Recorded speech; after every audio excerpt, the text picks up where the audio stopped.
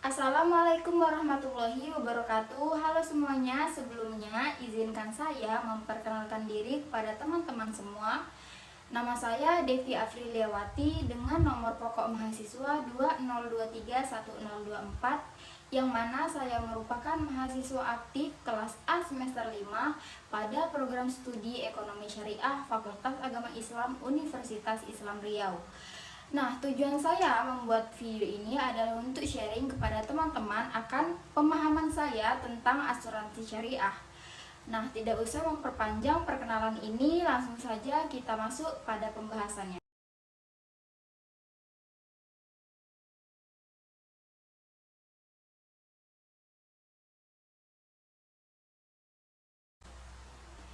Nah, supaya teman-teman tahu apa sih asuransi syariah itu, jadi di sini saya akan bantu sedikit jelaskan apa itu asuransi syariah. Nah, secara singkatnya, dari pemahaman saya akan mata kuliah manajemen asuransi syariah ini, saya dapat simpulkan bahwa asuransi itu merupakan saling memikul resiko di antara sesama orang, sehingga menjadi penanggung resiko satu sama lain. Nah, perbedaannya dengan asuransi syariah adalah asuransi tersebut masih dalam pengertian yang sama, namun dengan akad dan penyelesaiannya sesuai syariah Islam.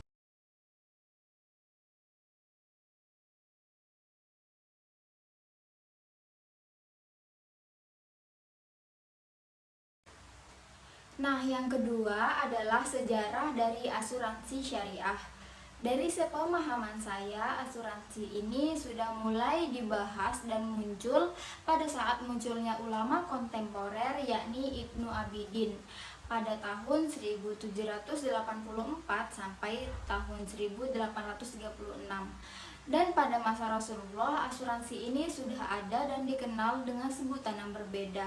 Aktivitas tersebut sudah mengarah kepada asuransi pada zaman sekarang, yang mana pada zaman Rasulullah disebut dengan al-akilah, yang mana artinya itu adalah saling memikul atau bertanggung jawab untuk keluarganya yang telah meninggal atau terbunuh.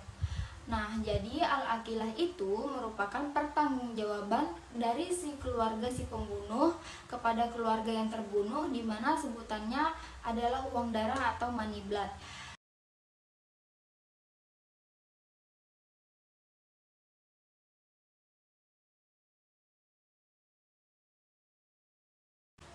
Adapun landasan hukum dari asuransi syariah itu, yakni yang pertama berdasarkan Al-Quran.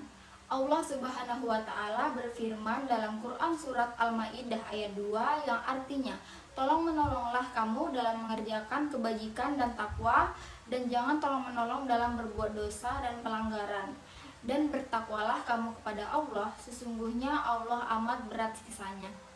Adapun landasan hukum yang kedua adalah berdasarkan hadis dari hadis riwayat Muslim dan Abu Hurairah, yang artinya, barang siapa melepaskan dari seorang muslim suatu kesulitan di dunia, Allah akan melepaskan kesulitan darinya pada hari kiamat, dan Allah senantiasa menolong hambanya selama ia suka menolong saudaranya.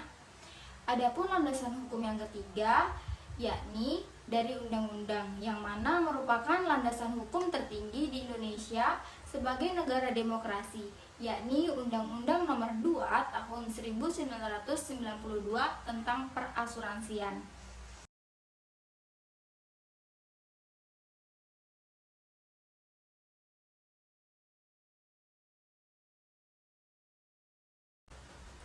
Adapun prinsip dari asuransi syariah adalah yang pertama, tolong-menolong atau ta'awun. Inilah prinsip utama asuransi jiwa syariah, yakni tolong-menolong atau ta'awun. Dalam asuransi jiwa syariah, terjadi tolong-menolong antar peserta dan tentunya pihak pengelola asuransi. Yang kedua adalah adil. Prinsip asuransi jiwa syariah yang satu ini berarti seluruh pihak yang terlibat berhak memiliki hak dan kewajiban secara adil. Yang ketiga adalah amanah. Amanah berarti dapat dipercaya. Hal ini berlaku untuk perusahaan sekaligus peserta. Yang keempat adalah kerelaan. Kerelaan menunjukkan kesediaan peserta asuransi untuk bersama-sama menghibahkan sebagian dana untuk menolong sesama dalam bentuk dana tabaruk. Yang kelima adalah kepercayaan. Prinsip asuransi jiwa syariah berikutnya adalah kepercayaan.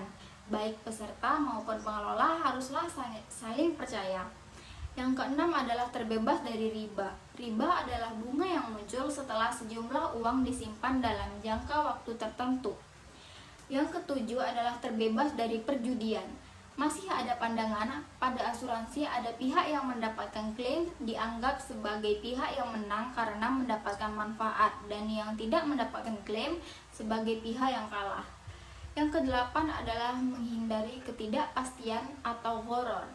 Dalam syariah Islam, suatu transaksi jual beli harus memastikan salah satunya adalah kapan benda atau jasa yang dibeli diberikan. Dan yang terakhir adalah akad sesuai syariat Islam. Seluruh mekanisme dan operasional asuransi jiwa syariah dibuat dengan menerapkan kaidah-kaidah dalam syariah Islam.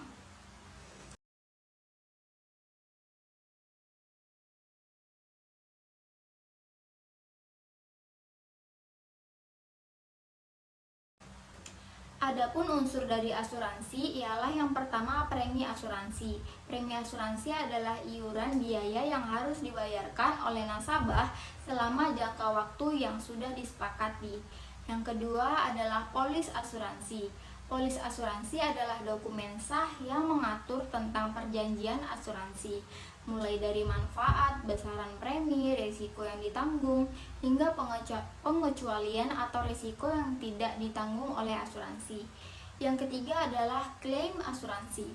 Klaim asuransi adalah proses pengajuan resmi kepada pihak perusahaan asuransi ketika nasabah mengalami risiko yang ditanggung dalam polis asuransi.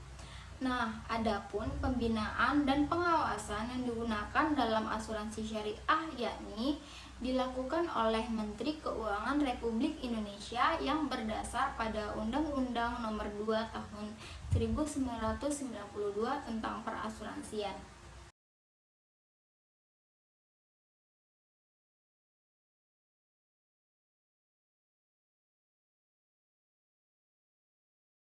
Nah, ini materi yang terakhir adalah materi yang sangat penting supaya teman-teman tahu perbedaan antara asuransi syariah dengan asuransi konvensional. Yang perbedaannya merujuk pada 3 hal, yakni yang pertama sumber hukum yang berbeda. Jika asuransi konvensional itu bersumber dari pikiran manusia sendiri, dan sedangkan asuransi syariah itu berdasarkan pada wahyu Allah, yakni Al-Quran dan hadis. Yang kedua adalah prinsip asuransi syariah yang sangat berbeda. Jika asuransi konvensional itu pihak penanggung mengikat diri pada tertanggung, sedangkan asuransi syariah memiliki prinsip yang saling membantu atau tolong-menolong. Dan yang ketiga adalah cara pengelolaan dana yang berbeda. Jika asuransi konvensional itu tidak ada pemisahan dananya, sedangkan pada asuransi syariah ada pemisahan dana pada produk-produk yang saving.